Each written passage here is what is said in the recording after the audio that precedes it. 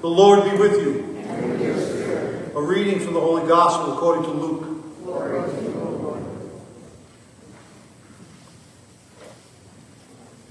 While some people were speaking about how the temple was adorned with costly stones and votive offerings, Jesus said, "All that you see here, the days will come when there will not be left a stone upon another stone that will not be thrown down."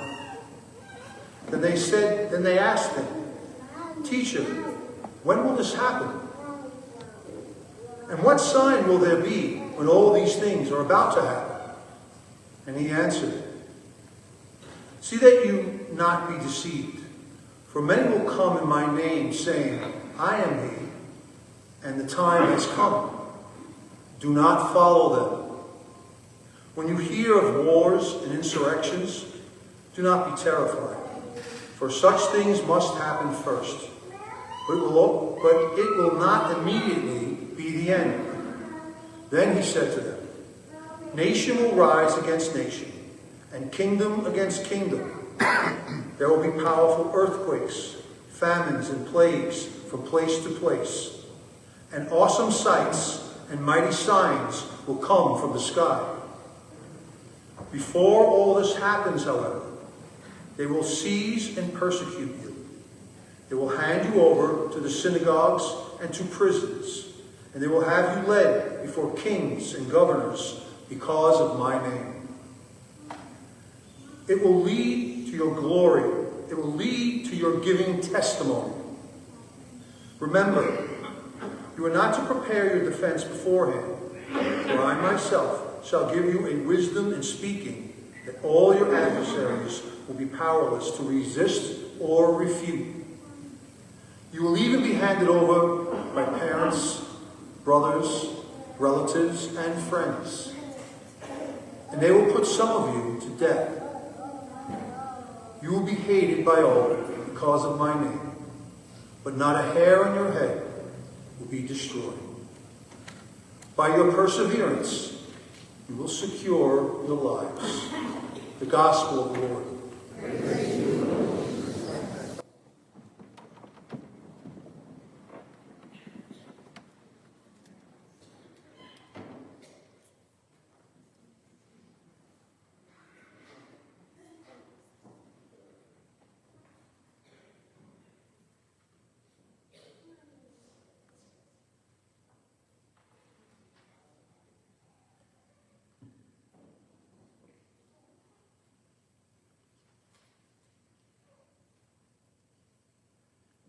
Some of you here are old enough to remember Sunday, December 7th, 1941. If you were listening to the radio, your program was interrupted by an announcement that the Japanese had attacked Pearl Harbor and the United States was at war. It must have been a very sad and a very frightening day. It was a day that those of you who say, "Yes, I remember that very well, what I was doing even." It must have been a day that you'll never forget. November 22nd, 1963. John F. Kennedy was President of the United States at that time. And we had gotten news that he had been shot. And later on, he died in a Dallas hospital. I was in 7th grade. I was 12 years old at the time. And I remember thinking, the leader of our country has been killed. Are we in danger? That assassination led to another one on April 4th, 1968. Martin Luther King Jr. was assassinated.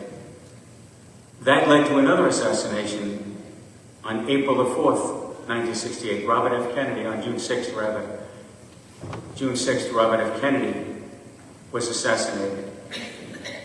And it seemed to me at that time, I was in high school, that our country was reverting to the days of the Wild West. Who's next? People can shoot anybody who will. Our safety was threatened as a country. And then on September 11th, 2001, we will never forget what each of us was doing on that day.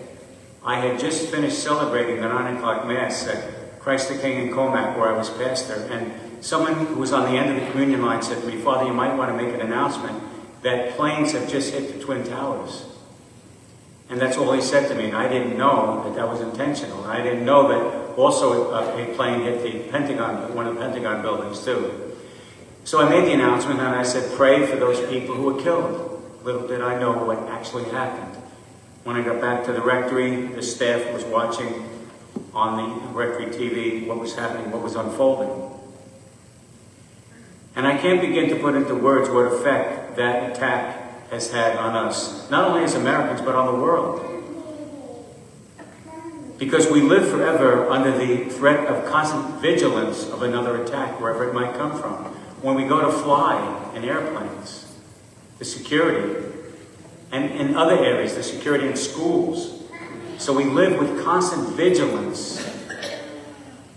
It's that sense of vigilance, being ready, being prepared, that Jesus talks about in today's gospel.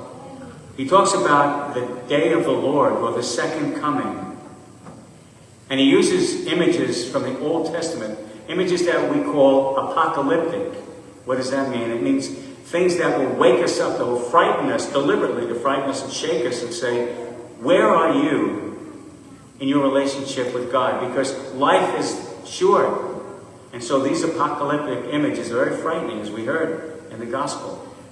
Deliberately so, to wake us up and not to coast along and say, sometimes we say, I'll see you tomorrow. Well, for some people, they don't see you tomorrow. I've experienced that in my life.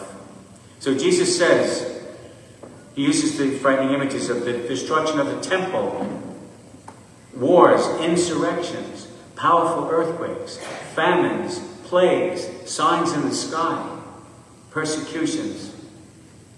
And he tells us that when we experience such disasters, and we do, just look at the news, right?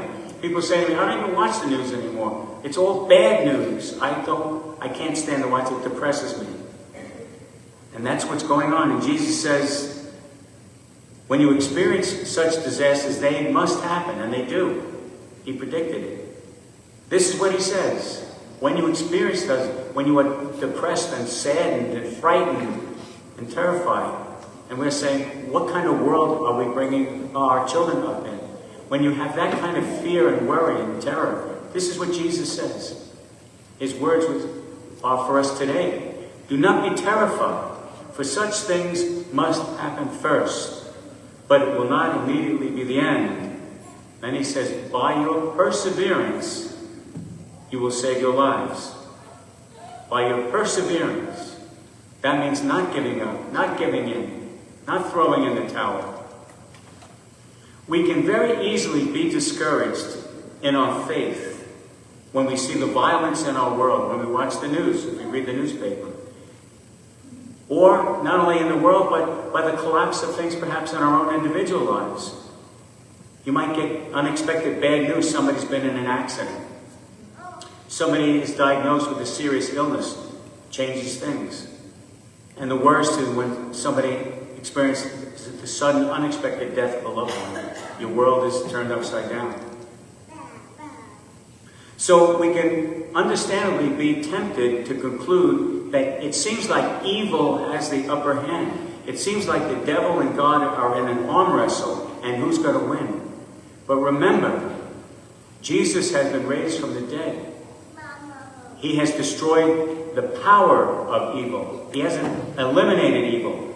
We wrestle with it in the world and in our individual lives.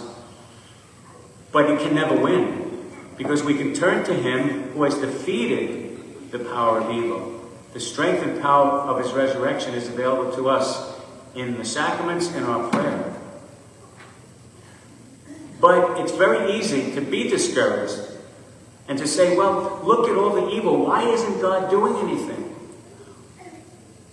And it's easy to conclude that God doesn't care. God's letting things happen. Or in our individual lives. You pray, right? You make a novena perhaps. Somebody needs your prayers. You need prayers. You make a novena. You say a rosary. You go to Mass. You try to do, and nothing seems to be getting better, or it might get worse. And it's understandable that it seems like God doesn't care. Doesn't care about the world, doesn't care about what's going on in my life. That's a very normal thing to feel. But today's readings, they encourage us not to yield to our feelings, to despair. If faith were easy, faith is very difficult. It's easier not to have faith, I think, than it is to have faith. If faith were easy, we need a church. This is a big church. We need a church 5 times this size. Because people would say, just ask God, you got it. But it doesn't work that way. That's not what faith means. And we're told not to yield to despair. We can trust that God will always stand with us. God's will prevail. But some people say, well, how do you know that? I don't feel that. I don't see that. Faith is not evidence. Faith is not signs. Give me guarantees. That's not faith. Faith means there are times, and you know this, I'm just reminding us, you know it as well as I do. Faith means, but Jesus uses the word perseverance. I don't understand sometimes the way God works. I don't have an answer. I don't have proof. I don't have guarantees. Now, what should I do? Should I give up? Because I don't see what I want to see? Or do I persevere? Do I hang in there? And that's not easy to do. We do not know, Jesus talks about the end of the world. We do not know when that will happen. It will happen, but we don't know when. We don't even know the circumstances of our own personal end. How will the end of my life be, and how far off is it? What are the circumstances going to be? Am I going to have time, or am I going to be taken suddenly? I don't know. But in the meantime, what we're being asked by the gospel, Jesus is saying, persevere, have faith in God, and don't give up, don't give in. That's what perseverance means.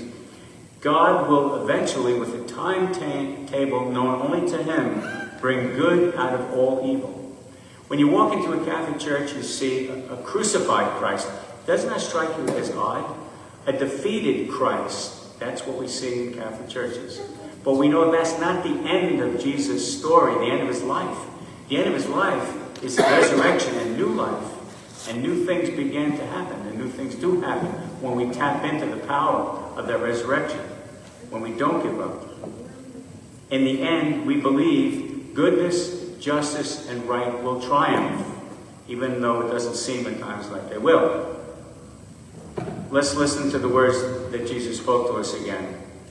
Do not be terrified. By your perseverance, you will secure your lives.